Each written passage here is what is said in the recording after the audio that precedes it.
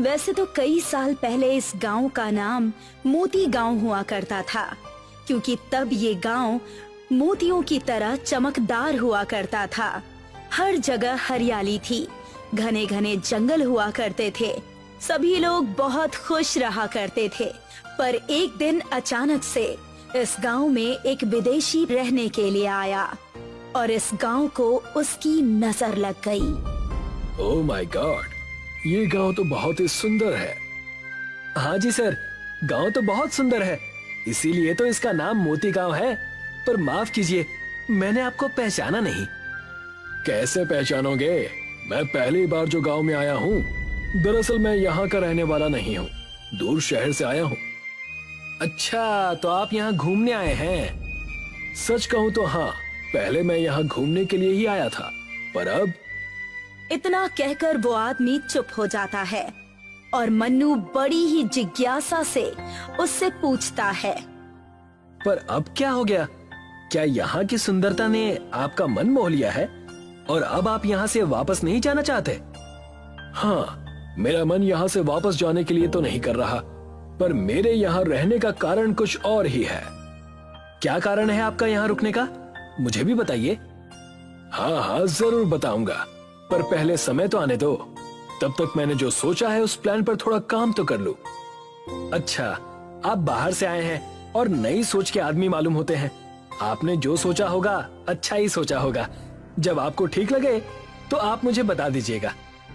ठीक है, पर तुम्हें इस काम में मेरी मदद करनी होगी। मैं जरूर करूंगा, आपको जो भी मदद चाहिए होगी मैं करूंगा।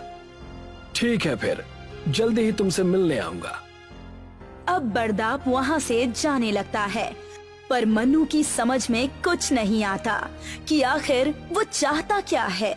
मन्नू भी वहाँ से चला जाता है। मैं जैसा सोच रहा हूँ, अगर मैं वैसा करने में कामयाब हो गया तो इतने पैसे कमा सकता हूँ कि जितना मैं शहर में रहकर भी नहीं कमा सकता। बस ये गांव वाले जल्दी से मेरी बात मान जाएं, और अगर इन्होंने मेरी बात नहीं मानी तो मेरा पूरा प्लान चौपट हो जाएगा। बरदाप आजकल अपने काम को लेकर इतना ज्यादा गहनशील हो गया था कि वो न तो रात को ठीक से सो पाता था और न ही खाना पीना समय पर खाता था। हर समय वो अपने आप में खोया रहता था और अपनी नोटबुक में कुछ डिजाइन बनाया करता था। अब बहुत हो गई थियरी, अब प्रैक्टिकल का टाइम है। अब गांव वालों से मिलना ही पड़ेगा और उन्हें अपने प्लान के बारे में बताना होगा। बरदाप मन्नू के घर जाता है। मन्नू, ओ मन्नू, बाहर आओ, मुझे तुमसे कुछ बात करनी है। मन्नू घर पर नहीं है, अभी अभी गांव की पंचायत की बैठक से उसको बुलावा आया था, वहीं गया है। पर तुम कौन हो? जी मैं उसका दोस्त हूँ, शहर से आया हूँ, मुझे उससे मिलना था। पर कोई बात नहीं, मैं पंचायत वाली जगह पर जाकर उससे मिल लूंगा। यहाँ से बरदाप सीधे गांव के मैदान की तरफ चल पड़ता है, जहाँ पर मोती गांव की पंचायत बैठी हुई थी। वहाँ पर पहुंचकर बरदाप देखता है कि मन्नू भी पंचायत में लोगों की समस्याओं को हल कर रहा है और सभी लोग उसकी बात को ध्यान से सुन भी रहे हैं। ये मन्नू तो बड़े काम की चीज है, लगता है गांव वाले से बहुत मानते हैं। बरदाप पंचायत के खत्म होने का इंतजार करता है और कुछ देर में पंचायत खत्म हो जाती है और मन्नू जैसे ही घर जाने के लिए मुड़ता है तो उसकी नजर बरदाप पर पड़ती है और वो उसके पास आता है। अरे आप यहाँ कैसे? तुमसे मिलने तुम्हारे घर गया था, तो माँ जी से पता चला कि तुम यहाँ आए हो, तो मैं भी यहीं चला आया। बताइए क्या बात है? जो बात मैं आज तुमसे और गांव वालों से करने वाला हूँ, उसके लिए इससे बेहतर जगह और कोई नहीं हो सकती। इससे पहले कि बाकी लोग अपने अपने घर चले जाएं, तुम सबको पंचायत में फिर से जमा कर लो, फिर मैं सबको एक साथ बताऊंगा कि मैं क्या कहना चाहता हूँ। बरदाप के कहने पर मन्नू सभी गांव वालों को फिर से इकट्ठा कर लेता है और बरदाप सभी लोगों से बात करना शुरू करता है। मैं शहर से आया हूँ और इस गांव को विकसित करना चाहता हूँ। वैसे तो आपके गांव में कोई बुराई नहीं है, पर विकास का होना बहुत जरूरी है। बरताप सभी गांव के लोगों को बड़े बड़े सपने दिखाता है और उसकी बात को मन्नू भी सपोर्ट करता है क्योंकि वो भी थोड़ा पढ़ा लिखा है और मन्नू के कहने पर सभी गांव वाले ना चाहते हुए भी बरताप की बातों पर हामी भर देते हैं। देखो, वैसे तो विकास होने से गांव का भला ही होगा, पर हम सबको इस बात का डर है कि इससे कहीं गांव पूरा का पूरा शहर ही ना बन जाए। आप लोग इसकी चिंता मत कीजिए, जो भी होगा अच्छा ही होगा। अब बरताप मन्नू की मदद से गांव के विकास की प्रक्रिया को शुरू कर देता है और देखते ही देखते सारा गांव बदलने लगता है। चारों तरफ नई नई मशीनें लगाई जाती हैं, जंगलों का कटना शुरू होता है। मन्नू, तुम्हारे कहने पर हम सबने विकास के लिए हाँ तो कह दिया, पर तुम भी देख रहे हो कि पेड़ों को किस तरह से काटा जा रहा है और यही हाल रहा तो जल्दी ही हमारा जंगल सीमेंट से भर जाएगा। हम लोग कोशिश कर रहे हैं कि पेड़ कम काटे जाएं, पर पेड़ काटना भी तो जरूरी है, उसके बिना कैसे काम चलेगा। बरताप को तो सिर्फ अपने फायदे से मतलब था। गांव के वातावरण पर जो बुरा प्रभाव पड़ रहा था उससे उसको कोई फर्क नहीं पड़ रहा था और देखते ही देखते गांव के सारे जंगल खत्म हो गए और पूरा गांव सीमेंट का बन गया, जिससे शुद्ध हवा की कमी होने से गांव वालों को कई तरह की बीमारियां होने लगी। मन्नू, तुम्हारी बातों में आकर हम सब ने अपने गांव का विनाश कर लिया। आज सभी लोगों की हालत बहुत खराब है, अब मुझे ही कुछ करना पड़ेगा। मुखिया गांव की समस्या को लेकर एक तांत्रिक महिला के पास जाता है और वो तांत्रिक मुखिया को इस समस्या का समाधान देती है। तुम लोगों ने पहले खुद कुल्हाड़ी बनाई और उस पर धार लगाकर खुद ही उस पर पैर मार दिया। अब तो तुम्हें भगवान भी इस मुश्किल से नहीं बचा सकते। हाँ, हम लोगों को अपनी गलती का एहसास है, पर अब हम उसको सुधारना चाहते हैं। आप कृपा करके हमें कोई उपाय बताइए। हम सभी गांव वाले आजीवन आपके एहसानमंद रहेंगे। गलती नहीं, गुनाह किया है तुम लोगों ने, पर मैं तुम सभी की मदद जरूर करूंगी, क्योंकि एक बार बहुत प्यासी होने पर तुम्हारे गांव में ही किसी ने मुझे वहां के कुएं का पानी पिलाया था और तभी से मैं उस गांव की कर्जदार हूँ। वो तांत्रिक महिला मुखिया को एक ताबीज में मिट्टी बांध कर देती है। ये ताबीज मुझे मेरे गुरु ने दिया था।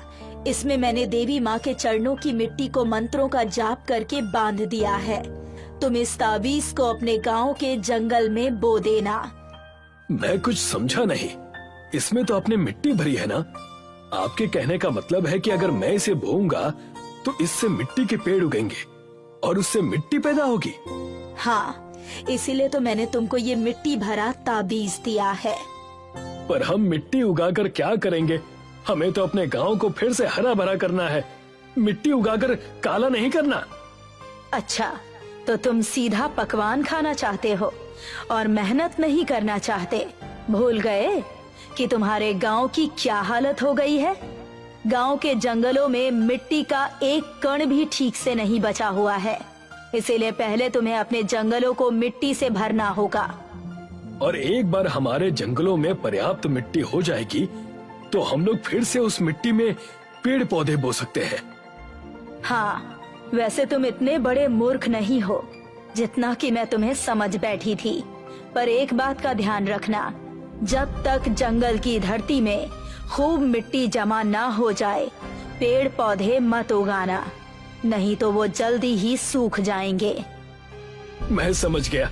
वैसे भी हमने अपने जंगलों की मिट्टी को सीमेंट से बदलकर पहले ही बहुत बड़ी गलती कर दी है, अब हम और कोई गलती नहीं दोहराएंगे। और वहाँ से देवी माँ का आशीर्वाद लेकर अपने गांव के लिए निकल जाता है और गांव पहुँचकर वो वहाँ के जंगल में मिट्टी भरा वो ताबीज गाड़ देता है। अब ये आप क्या कर रहे हैं मुखिया जी? अपनी और तुम सबकी गलती को सुधारने की कोशिश कर रहा हूँ, ये जादुई मिट्टी से भरा हुआ ताबीज बोकर।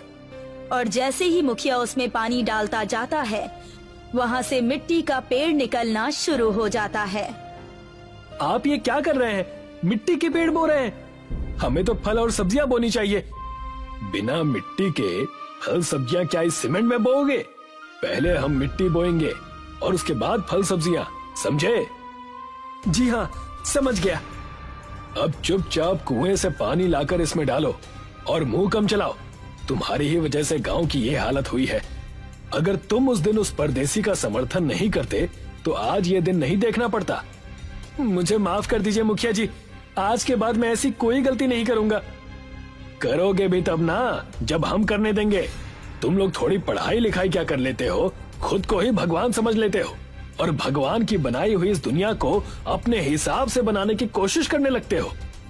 मुखिया जी का बढ़ता हुआ गुस्सा देखकर मन्नू चुपचाप वहाँ से चला जाता है और गांव के कुएं से पानी भरकर इस जादुई मिट्टी के पेड़ में डालने लगता है। जैसे जैसे उस पेड़ में पानी गिरता जाता है वैसे वैसे वो पेड़ बड़ा होता जाता है। गलती हम सब से हुई है, इसीलिए हम सब इसे मिलकर झेलेंगे। वो मिट्टी का पेड़ बढ़ता जाता है और उससे मिट्टी के फल और बीज बनते हैं। साथ ही उस पर पत्ते भी मिट्टी के ही लगते हैं। भला हो उस तांत्रिक का जिसने हमारे गांव को बचाने में मदद की है, नहीं तो हम लोगों को ये गांव छोड़कर कहीं और जाना पड़ता। अब गांव के जंगल में पर्याप्त मिट्टी जमा हो जाती है। अब हमें पेड़ पौधे लगाने चाहिए क्योंकि बरसात भी शुरू होने वाली है। सभी लोग अब उस जादुई मिट्टी के जंगल में फलों और सब्जियों के बीज बोते हैं और देखते ही देखते सभी बीज उगकर पेड़ पौधों में बदल जाते हैं। हमको तो फल और सब्जियों के साथ साथ घास और बाकी छायादार पेड़ भी उगाने चाहिए क्योंकि बहुत समय से हमारे जानवरों ने हरा चारा भी नहीं खाया है। वो बेचारे बहुत दुबले पतले हो गए हैं। हाँ हाँ, क्यों नहीं। हमें अपने साथ साथ अपने जानवरों का भी ध्यान रखना चाहिए। वैसे भी हमारी गलतियों की सजा वो बेचारे बेजुबान जानवर क्यों भुगते? इस जादुई मिट्टी के जंगल में हरी घास वाले पौधे भी बहुत जल्दी बढ़ जाते हैं। ये देखकर सभी गांव वाले खुश हो जाते हैं क्योंकि वही चहक फिर से होने लगती है जो कि आज से कुछ साल पहले तक इस जंगल में हुआ करती थी। और अब सभी लोग अपने अपने घरों की तरफ चल देते हैं और जंगल में लगाए हुए पेड़ों से फिर से गांव हरा भरा हो जाता है। साथ ही उस जादुई मिट्टी के पेड़ से अब लोग मिट्टी लेकर अपने अपने बगीचों में डालते हैं ताकि उनके बगीचों में भी खूब सब्जियां उगे। अब मुझे एहसास हो गया है कि प्रकृति से छेड़छाड़ करना, ऐसा करना हमारे खुद के लिए ही नुकसानदायक है। हाँ, और यही बात हम अपने बच्चों को भी सिखाएंगे कि पढ़ना लिखना अच्छी बात है और उस पढ़ाई का प्रयोग प्रकृति के विकास के लिए करना चाहिए, ना कि उसके विनाश के लिए। मोती गांव फिर से एक मोती की तरह चमकने लगता है और सभी लोग सुखी सुखी अपना जीवन बिताने लगते हैं। ये कहानी उस समय की है जब सतना गांव में एक महान पंडित रहा करते थे जिनका नाम था बद्री नारायण। गांव के सबसे बड़े जानकार और समझदार इंसान वही थे। वैसे तो दिन भर वो एक बड़े बरगद के पेड़ के नीचे तपस्या करते रहते और सांझ होते ही अपने घर चले जाते। वो तपस्या में इतने लीन होते कि उन्हें कुछ आगे पीछे का दिखाई भी नहीं देता। लोगों का मानना था कि वो एक मायावी पंडित हैं। गांव पिछड़ा और पुराने ख्यालातों का होने की वजह से गांव में बिजली भी नहीं थी। लोग हमेशा छोटी छोटी चीजों से परेशान रहते। वो देखो, बद्री नारायण पंडित जा रहे हैं। सुना है इनके गांव में अब बिजली नहीं है। बिजली की कटौती और पानी की समस्या इतनी ज्यादा है कि गांव में अनाज भी नहीं है। तो इनका गुजारा कैसे होता है? उसके पीछे क्या वजह है? और लोग फिर भी उस गांव की एकता को तोड़ क्यों नहीं पाते? अरे अंग्रेज नहीं तोड़ पाए तो हम किस खेत की मूली हैं? बद्री नारायण उनकी बातों को अनदेखा करके बिजली विभाग के कर्मचारियों के पास पहुँचे।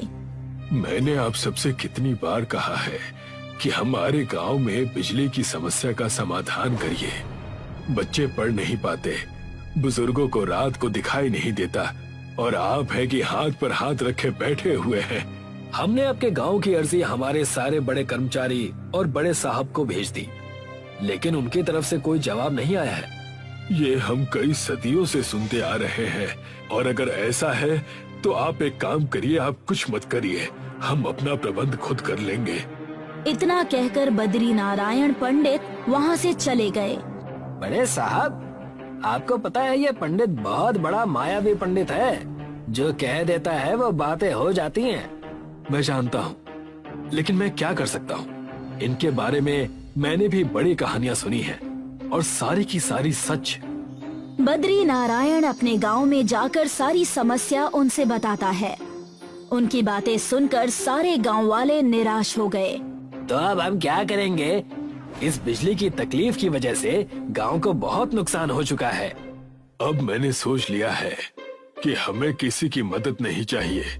जो कुछ करना है वो हमें ही करना है, और ये सिर्फ मैं करके दिखाऊंगा। मुझसे गांव का दुख अब और नहीं देखा जाता। सारे गांव वाले अपने अपने घर जाकर सो जाते हैं, लेकिन उस रात बद्री नारायण पंडित को बिल्कुल भी नींद नहीं आती और वो अपनी तपस्या वाली जगह पर जाकर वहाँ बैठ गए। हे वृक्ष देवता, मैंने और मेरे गांव वालों ने ऐसा कौन सा पाप किया है जो हमें इतना दुख भोगना पड़ रहा है? मैं आपकी इतनी पूजा अर्चना करता हूँ, हर जगह आपके गुणगान गाता हूँ, फिर भी इतने दुख दे रहे हो। ये तो सरासर अन्याय है।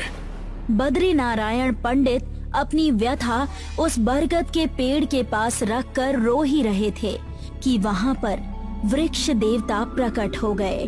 वृक्ष देवता को देखकर पंडित बद्री नारायण बहुत खुश हुए। प्रभु, कहीं मैं सपना तो नहीं देख रहा? मेरा जीवन सफल हो गया प्रभु, मैं धन्य हो गया। उठो राजन, ये सब तुम्हारे किए हुए अच्छे गुणों और स्वभाव का नतीजा है। तुम्हारी घोर तपस्या और निरंतर प्यार की वजह से मुझे आना ही पड़ा। अब आप आ ही गए हैं तो हमारे दुख मिटा दीजिए।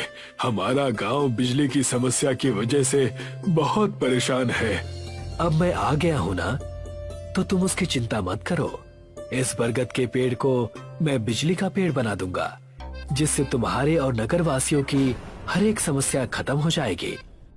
जैसे ही वृक्ष देवता ने ये बात कही, पूरे पेड़ पर बिजली आ गई और देखते ही देखते पूरे गांव में उजाला हो गया।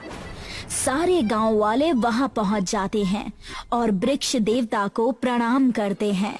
हम धन्य हो गए कि आप हमारे गांव को अंधकार से बचाने के लिए आ गए।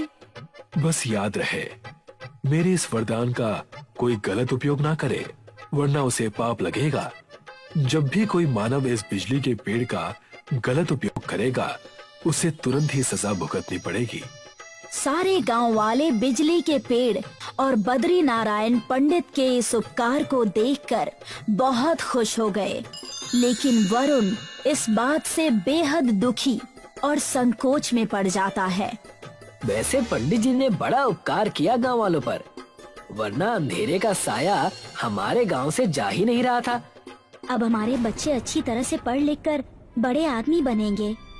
मेरे मन में एक ख्याल आया है और मेरे पास एक तरकीब भी है। आपका चेहरा देखकर पता चल रहा है कि जरूर आप किसी गलत चीज के बारे में सोच रहे हैं।